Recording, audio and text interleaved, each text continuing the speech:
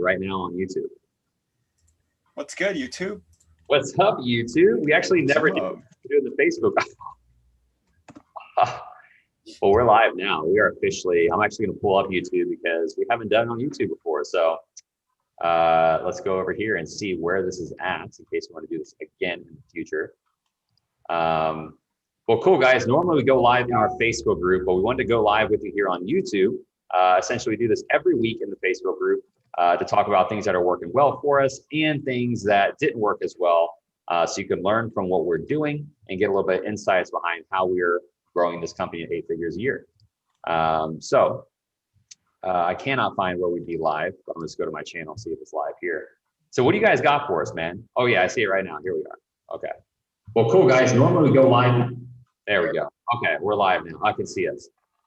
So what do you got for us, man? Kev, Frank, let's go over what you guys do at the sales agency. So for those of you that are not familiar with us, we are a sales development company, staffing other remote sales reps, appointment setters, and closers for agencies and coaches. And we'll start with Frank, because you're in the top right corner. Frank, what do you do at the sales agency? Absolutely. So my official title would be sales manager, which is pretty much making sure that the setters and the closers are hitting their daily numbers and the process is running smoothly. To keep it really short, a lot more in between, which I'll get into later on, I guess. But as well as managing, I guess, and looking over the delivery. So client fulfillment, client support, client success, all that good stuff under that umbrella. Managing that, making sure that that's running smoothly as well. So yeah, that's really it to wrap it up in the shortest of terms. All right, nice. Yeah, what about you, dude? What do you do at sales agency? Yeah, so Frank, you left one piece out. You do everything that Rob doesn't want to do. So I'm gonna start off there. So official title is assistant sales manager. Sorry, go ahead. I'll preface you, Kevin, because I actually like that. We should do that every time. So I do everything that Rob doesn't want to do, and then Kevin, you can take over. Yep, and then I do everything that Frank doesn't want to do. But my main role is to set appointments and then make sure that the consultants are good for the very next day and they're set up for success. Well, a lot more than that too. You do a lot, but yeah, to keep it brief, that's awesome. Yeah, no, that's heat. So yeah, let's just get into what has been going on over the last week. We got so many moving pieces. And since Aaron and Laura are not on here and Chad's not on here, we won't talk about marketing or fulfillment or recruiting. We can mainly just talk about what's going on from, an appointment setting standpoint. Like what are our goals, things like that. Yep, 100%. So Frank, did you want to start? I can start. Doesn't matter. That's an interesting question. Like, where do we start? So there's a lot going on, I guess, in terms of appointments. Right now, we have 2 full-time setters. Kevin's booking anywhere from like 8 to 13 calls a day because we have 2 setters that fill up 3 sales reps calendar with at least 5 calls per day. So a lot of you have in like reverse. We have like 3 setters filling up 1 sales rep's calendar. We kind of take the opposite approach because we're so good at the outbound piece and we train so well in the outbound piece that we're able to do that. But yeah, we have 2 setters filling up the calendar every day. The sales reps have a full calendar, which is phenomenal. And yeah, Rob, what do you want to talk about when it comes to setting? There's a lot of equity. I guess, Kev, what are you seeing as the most relevant thing? Let's talk about the number one thing you're seeing our clients say, like obstacles, and what is helping you be able to perform at a level where you can, generate 200 to 300 sales calls a month. Yeah, so I'll start with the client piece. Obviously with the clients, setting appointments is, me and Frank talk about this all the time, but, for every business, you got to have to, make deals. And for those deals to happen, you have to set those appointments. And so with the clients piece right now, when it comes to finding the right people, and I've gotten this question a lot now, is like, is there any market share left for me? So if I'm in the chiropractic niche, or if I'm in the car dealership niche, I feel like people tell me, or the clients tell us like, yeah, there's a lot of other marketing agencies in that niche. So is there any left for me? And I would hit them with this, with the same thing that we feel, right? There's a lot of competitors that teach with the whole sales process, even with like recruiting sales reps and appointment setters, recruiters, and like sales managers. But how am I able to find new people every single day? And the way I'm going to put it is like a 1 sentence really quickly. And this is something that you guys both have told me, is our job as the setter is to go out into the marketplace and create opportunity. That doesn't mean that, you're going to have tens of hundreds of inbound leads, which I don't, right? I don't have hundreds of people reaching out to me like, yo, I want to see what your program's about. That's not my job. My job is to actually go out into the marketplace and create that opportunity. Once I find that opportunity, it's the consultant's job to close on the opportunity. So I would say that's for the client piece. And then for us internally, I would say right now, like Frank said, we have 3 reps to fill up. 2 of them are taking at least 5 calls a day. And then our senior consultant, Yash, he's taking anywhere from like 6 to 8. So it totals out to about 16 to 18 calls set per day that we have to produce. And so, yeah, that's where me and Josh come in, and I'll set around like 8 to 13, like Frank said, and then the difference, Josh will take the difference, but he does a wonderful job now, like even, exceeding that number as well. I love that. You said just your job as a setter is to go out there and create opportunity. I also love what you said. You brushed over, like, a lot of people when they first join our program, they're nervous to hit the numbers that we tell them to hit every day because they feel like they're bothering people and all that good stuff. But I know, Kevin, I think you told me this, or we discussed this one time. I don't know where I came up with it, but like from 9 to 5, I guess we just use this as like a broad example here, but like from 9 to 5, we like to say the marketplace opens. And all it is businesses just buying and trading services with each other, right? So like everybody has a sales team. No business would exist without sales. So like what a business is like exchange of services. So you should never feel bad. I got this question yesterday, that's why I bring this up. You should never feel bad or feel like you're bothering somebody when you're reaching out. As long as you're doing it the right way, reaching out and asking them to check out what you got going on, because obviously you're only reaching out to them because you want to help them. So you shouldn't feel bad. It shouldn't be a mindset thing. If you're a new setter, about hitting your daily numbers and getting nervous making calls, or getting nervous even just DMing people, like that's what business is for, and that's what we call the marketplace opens. Like that's what you're supposed to be doing. It's just reaching out and asking people, hey, check out what I got. Yes. Yeah, and then to break that down one step further, Kevin, I know you said the job is to create opportunity. So let's say, like, what is step one when it comes to creating opportunity? Like, first step is finding the people. Where would you go about finding the right people to message? So that all depends on what niche you're in and then what kind of offer you have. So, I mean, we leverage literally every social media platform in every possible way. That could be literally finding just individual people. That could be joining groups, going on threads, seeing what's most popular in like Facebook also has like a marketplace. It all depends, right? So just to give you an example, if you're more of like a B2B, obviously on LinkedIn, you might find your best bet there, because the difference between LinkedIn and like Facebook or Instagram or anything like that, right? So Facebook and Instagram, people are on there for entertainment. This is what I tell our clients too. Like, people are on there for entertainment. They're not usually there to do business. Obviously, you can find business, but on LinkedIn, the difference maker is everyone on there is looking to do business with one person, with another person, let's say. And so step one is to just find the platform where you can leverage your, whatever you have, your offer, to the maximum degree. Nice. Yeah, definitely the industry. And I'll just add some clarity to that, because like we have a coaching business and a service-based business. Like, we recruit remote sales talent, and then obviously we coach and train sales departments for other remote sales teams. And we leverage Facebook hard. So just to give you guys an idea, like when Kevin says B2B or, industry, that's what we do. We leverage Facebook hard. Yeah. Yep. I mean, at the end of the day, all you're doing is step one, you're finding the people. So say I'm a marketing agency for real estate agents. I got to find where the real estate agents hang out. Step one. Step two is open up a conversation with them. So call them, text them, just say hi, get them to respond. And then step three is just get them to raise their hand and say they're interested in what you got going on, and then just get them on a call. And from there, that starts the sales process. And then boom, we follow up until they die. So yeah. Yeah. Or block us and change the number. And that's literally what Frank told. We cold called someone yesterday, and all right, we tried it. We qualified him. I mean, he qualified him to the maximum degree. And it just sounded like it wasn't the right time for him. He was like you like to say, Rob, and he was just in a different season of life. And Frank literally told him, like, dude, we're gonna follow up with you until you die. But like when Rob says that, like, we genuinely mean that. We will continuously stay in front of you until you genuinely die or block us.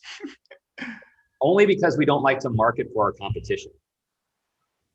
I mean, if you want to break that down, what does it look like to market for your competition, which most companies are doing?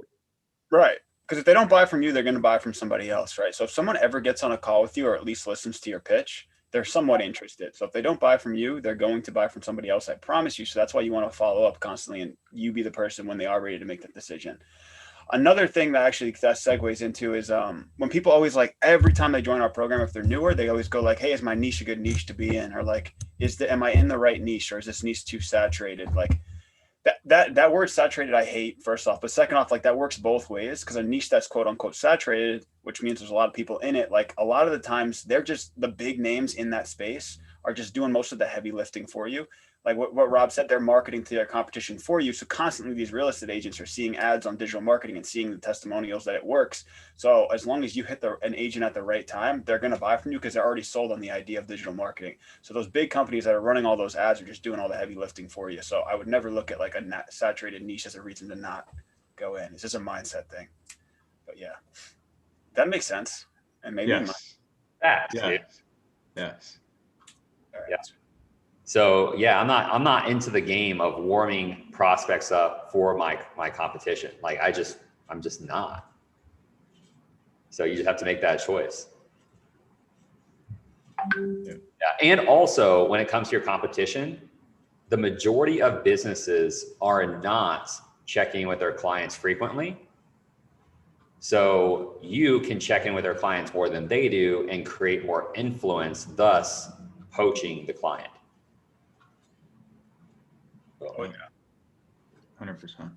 And yeah, man, I love follow-up calls. So we touch on that. So one thing me and Kevin love doing, since Kevin and me are both managers here, we make the management calls. So anytime our sales reps, and if you guys aren't doing this, please do it. Like this is my favorite thing to do during the day. So I always try to make time for it. But if our sales reps don't close a deal, maybe a week passes, not even, sometimes a day passes, but like a huge pipeline because they're taking 5 calls a day, we'll call those people back up and we just ask them one question. We're like, "Hey, why didn't we earn your business yesterday?" Or, "Hey, why didn't Yash why didn't our sales rep earn your business? Or why didn't you do business with us? Or why didn't we get the deal done?" And they just throw up on you and we just take another angle. We get them rebooked on a call. And that's my favorite thing to do. So if you are struggling with how to follow up, I mean, that's the bare bones basics. Rule number 1 is make a management call and say, "Hey, why didn't we do business?" Or, "Hey, why didn't we get the deal done?" Yeah. And Frank, you always say this, like, we spend money on these leads or we spend time on these leads. We got to squeeze all the juice out of the lead, right? So we're not paying anything extra to make this 5-minute call to get them rebooked and then potentially sell them again. Right. So yesterday I literally said, "Hey man, like you raised your hand, you saw our ad, you raised your hand, you said you were interested. I know you have the money for it. You hopped on the call, you didn't buy from us. What happened? What went wrong? Or where did we drop the ball that you didn't want to hop on board with us?" And the guy just put on us. We booked him for Tuesday. So hopefully we can get that guy in. But like that's a conversation you have to have, because if you don't call him, he's gonna go buy from somebody else. Yeah. So That's hot, dude. Say it again for the people in the back, bro. I just miss taking calls. So like I'm just going through a phase this week where I've just been making as many calls as possible. So yeah. And that's the game too, guys, as you hire people, as you watch this, because everybody wants to hire a sales team, right? You want to scale your company. Obviously, you need a sales team to do it. You can't do it yourself. But that being said, what people don't realize is there's a learning curve that comes along with somebody joining your team. And so many companies feel, and we know because we staff companies, like they feel like, "Oh, you staff them on my team, we're good to go, solve that problem." But it's like it opens up a whole nother set of doors and new problems. And they will close at a lesser percentage than you typically in the first month as they get familiar with your offer and your company culture and where the assets are at and what are they allowed to do.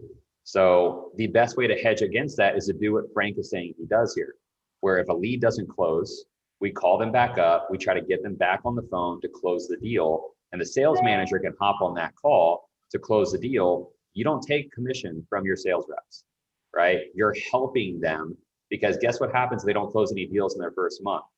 You think they suck, number 1, which usually isn't true. And number 2, you lose a lot of money because all these additional calls you didn't follow up on. Number 3, why on earth would they stay if they're not closing any deals? They will leave. So if you want to avoid all those things from happening, take some ownership. Do what Frank's saying. Don't be lazy. Don't be lazy. God dang, so many CEOs and so many sales managers just trying to be lazy. Lazy, man. That's what I look for. If I'm bringing on a sales rep, I don't even care how good they are or how they sound on the phone. All I care about is the pipeline management, to be honest with you. Yes. You have a call, you put them on account, like follow up. But yeah. Yeah, when your price is right on your products, right? Which if you guys want to talk about that, just drop in the comments below. We can discuss that or reach out to you. But if the price on your product is right, where it should be, you can close at 15%. Like your sales team can close at 15% and they will make 6 figures a year. And I'm not talking about $100,000 products. I'm talking about like $15,000 or less, like 5,000 to 15,000. So, and the company will scale by like 7 figures per sales talent on the team. And like, I don't know, say it out loud. Does that make you upset? Because if it doesn't, then just roll with it. Don't overcomplicate. Stop being cute. Yeah, I think you made a video about that in our Facebook group, like an hour-long video. Got passion. Yeah, it's crazy. It's like Yeah. 60% show rate, 15% close rate with the right offer and price point, and that's a 7-figure company right there. Insane. Yeah. 50% close rate, 10%, 50% show rate, Show 10%. rate, yeah. 10%, dude. If you guys believe your team can close at 10%, you can build $1 million company and everyone will eat. Everyone's going to make 6 figures that way on your sales team. And by the way, like people don't hate making 6 figures a year. It's actually awesome. Kevin sets meetings for a living and is going to make 6 figures. Sets appointments. What a world we live in, dude. Yeah, it's crazy. Crazy. Somebody here said, should I aim to close on the first meeting? Rob, I'm gonna let you handle it because I know that was one of the myths that you broke in the training. Yes, there's a handful of things like, should you close on the first meeting? That'll have its own definition. Like, do you consider an intro call or discovery call to be the first meeting? Because if you do, then obviously you wouldn't. If you consider the first meeting to be after they've been pre-screened from a discovery call or from a VSL and application, depending on how you run your front end traffic, then that would be the first call. And obviously the intention is to collect on there, right? You're always prepared for it, but you're not going to force the deal because then you're going to create a bad client. So obviously the intention is to collect on that first call, but as long as you have good follow-up, like Frank's saying, it doesn't matter. I see so many people, so many quote unquote mediocre sales reps as it relates to closing on the first call, absolutely dominate A player closer talent because the A player closers live in this world of, well, just one call close. I'm a one call closer. And they lose more opportunity than the person that knows how to follow up. Because keep this in mind, let's say you close at 30%. That's a good closer. Well, guess how much money you lost? 70%. So let's say that the person that follows up only collects on 40% of the 70%. Guess who wins? Follow-up guy. Follow-up guy. Quote unquote average sales talent. That's the difference between being like a one-trick pony closer and a sales professional. Gets me heated, bro. I get fired up. So I hope that answers your question there, Damas, on here. We got to figure out how to go live on all our platforms, guys. Wait, is there a comment? Wait, there's a comment thread? But yeah, I had to pull it up on YouTube. I'm watching it on YouTube. Yeah. Oh. Yeah. If you go, you have to go to the YouTube page. Anyway, so yeah, guys, we have to get ready to hop on a coaching call here before long, couple minutes, like 15 minutes. But we'll go over like one more thing. Let's go over one more topic before we leave everybody with a words of wisdom. What's one more thing that we're noticing our clients say often that is creating major obstacles for themselves or that they're noticing in the market starting out? Tracking. I mean, that's always one. Yeah.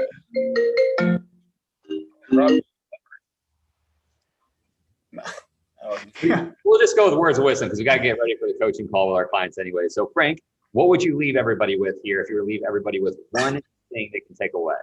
Should I say what I say every single time? Because I don't know who's listening this time, so maybe it helps. But I always say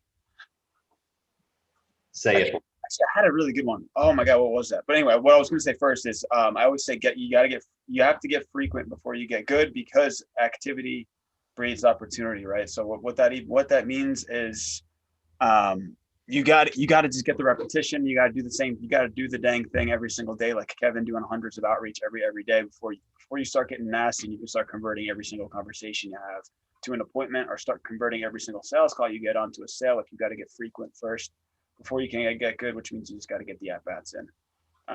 Because activity breeds opportunity. which means you have 10 calls, you have 10 opportunities.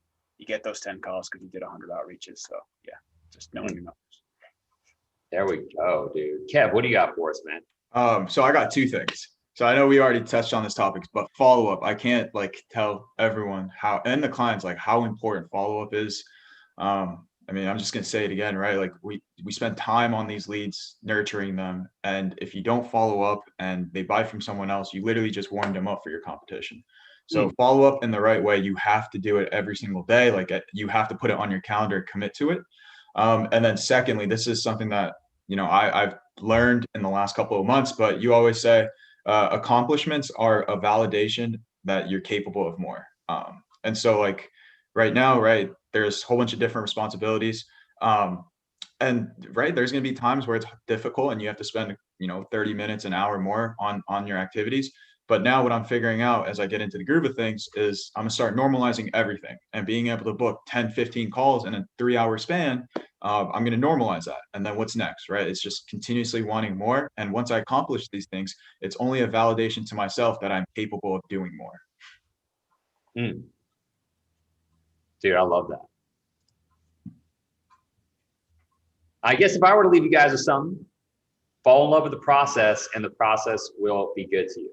Let's go. That's a good one. Don't try to be cute. Just do the damn thing. Like Frank said, what Kevin said, just fall in love with the boring shit. Just do the damn thing. I'm probably gonna get penalized on YouTube for saying that. I don't know how YouTube even works. I just upload videos. But we're just a sales guy, right? But anyway, appreciate you guys for joining us, everyone that did. We'll figure out how to go live on each platform. If you like this, we go live every week in the Facebook group, right? So we'll see if we can link that Facebook group here. So this way you guys could join it. There's no cost to be in it. We just do this to be able to help as many people as we can. And if you guys love what we have going on, and you want to hire some, remote salespeople for your company, or want us to train your remote sales team, then holler at us. Let us know. Wait, I can do you one better. Look, I pulled it up and watch. I'm a comment. Did you see my comment come through?